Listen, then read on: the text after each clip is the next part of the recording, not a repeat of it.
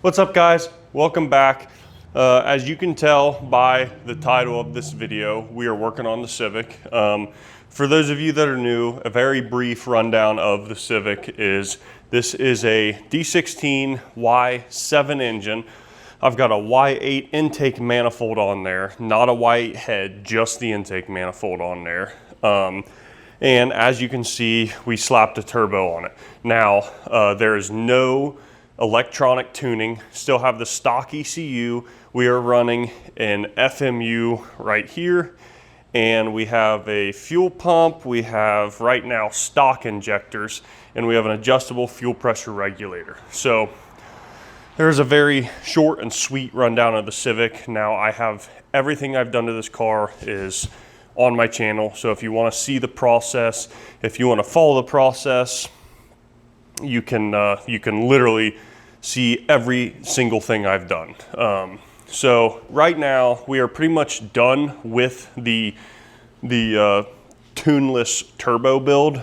However, we're trying to dial in the fueling because right now when we run the Y7 injectors, the car, the AFRs look good, but they're kind of inconsistent. Like it'll go a little lean at idle, and that could just be the car hasn't relearned itself yet. But I also do not have my downstream O2 sensor in the car. And from what I've learned from you guys commenting is this is a closed loop system, and the car has to see that final O2 sensor to make all the adjustments it needs to make. So at the end of this video, we're going to be removing the downpipe so that we can get an O2 bung welded into it.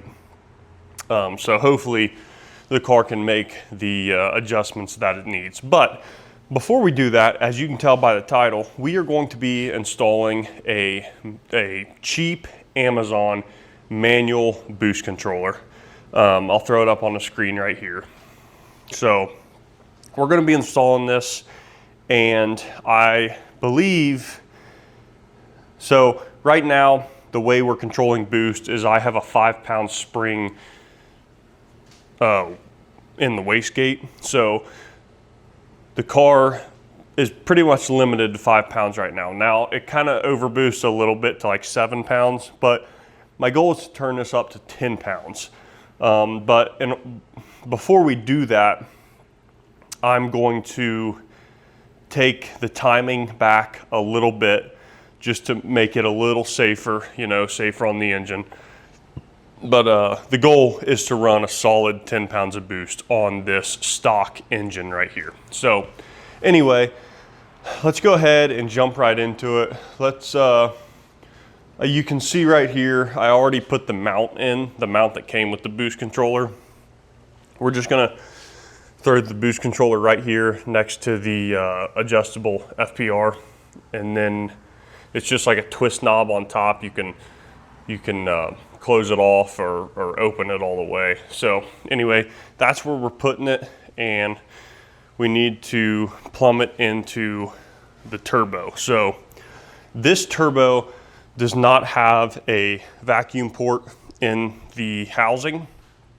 So I would say the correct way to go about this would be to remove your turbo housing, drill and tap it, and put a fitting inside the housing. But that is not what we're going to be doing. I found these ports that you can screw into your intercooler boot, which is what we're going to do. We're going to put the vacuum port in the intercooler boot, the boot that comes out of the turbo into the intercooler. I saw that idea and I'm like, I kind of really want to try that more for you guys, just to see how that works out. Just to see, because it's a very budget, very easy solution for this.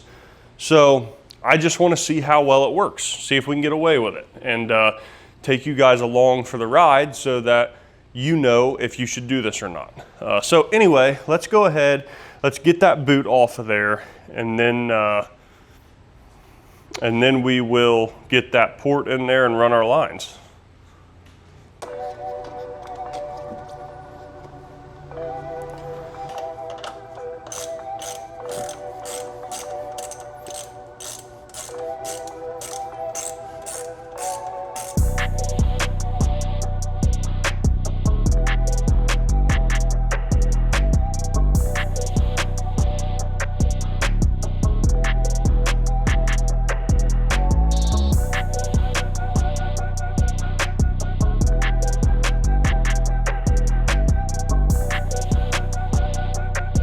All right guys, so this pack came with 2 of these, but here is the little port.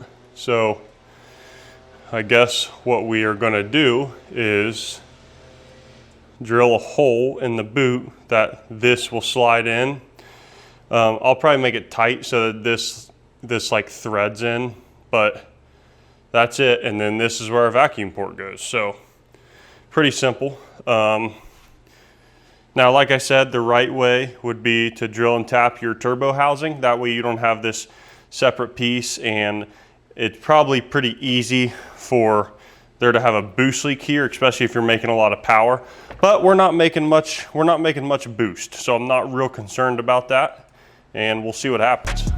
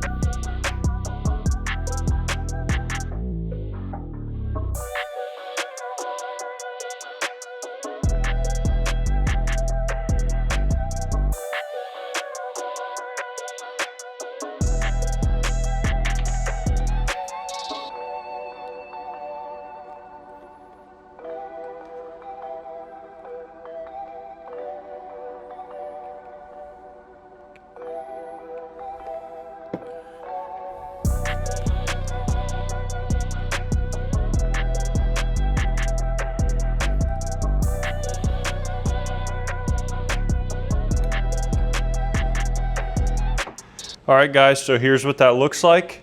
Don't tighten this down too much or it'll probably pierce the boot. I did put blue Loctite on there, as you saw, to keep this from backing out, as well as maybe provide a little sealant, you know. But there it is, kind of a, I don't know, you could say kind of a janky way of doing it, but if it works, it works. So we'll see. So let's go ahead and put it back on the car.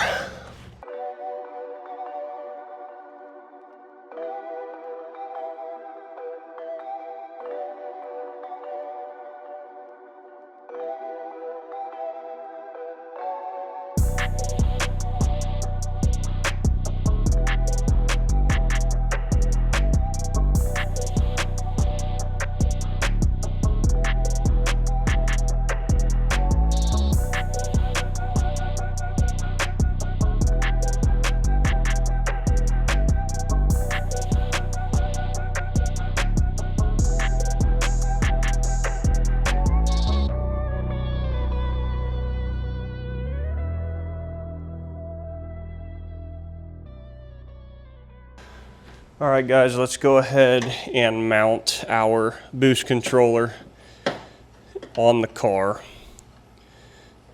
And then we'll run our lines. So right now I have my manifold. I have my wastegate plumbed into my manifold. I'm gonna do away with that. I think they say you get a better response if the vacuum boost line is coming directly from the turbo housing, which is what we just put into that boot. So I'm going to do away with the manifold line and run the turbo housing directly into the bottom here, and then we're going to come out of the side and go back into the wastegate. So turbo goes to the bottom. We're gonna need, hopefully we have enough line here. I may need to get more vacuum line, to be honest.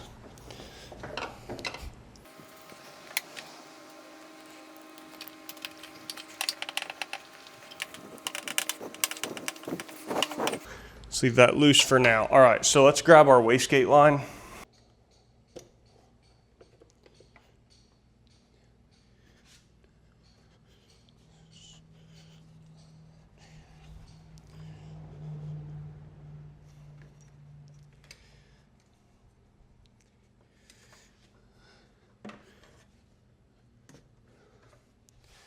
And it's of course not long enough either. All right, we got that mounted in there. Now let's run our line from the wastegate to the boost controller. I found some braided line which doesn't really fit all that well. Pretty tight, but it'll work. I'll show you which one's which here in a second. At least it's what I think is which one's which.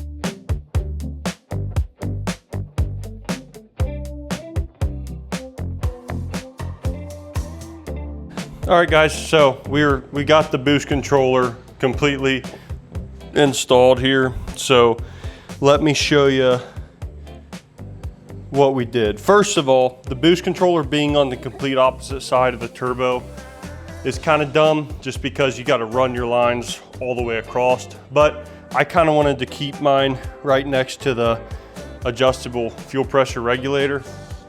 The mount's a little wonky, but it'll do the job. It's just holding it. So anyway, the bottom port on the boost controller we've got running all the way around, going right into your turbo right there.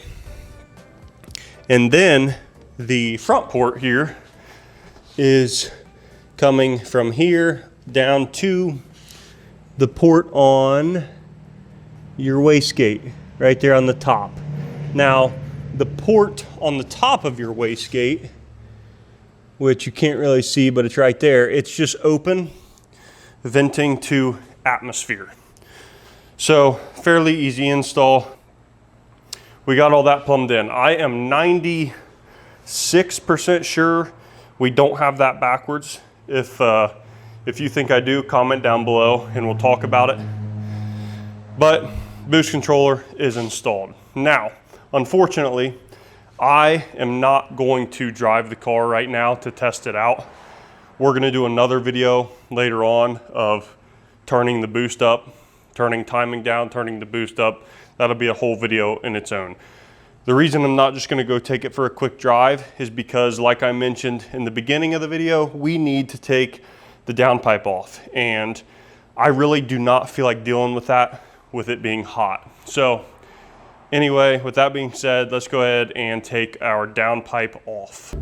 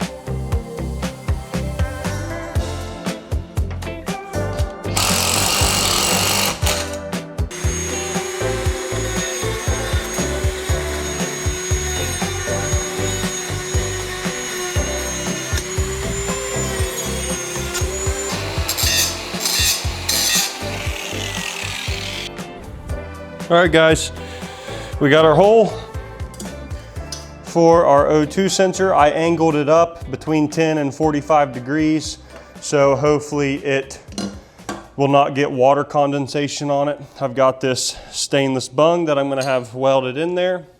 And then we have all of our O2 sensors taken care of, and hopefully the car loves that, and we can keep moving forward from there. I will need to buy new exhaust gaskets.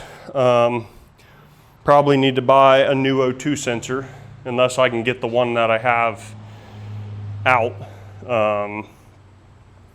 But next video, we'll throw all this back in, turn the boost up, and see what happens. You know, well, maybe we won't turn the boost up next video.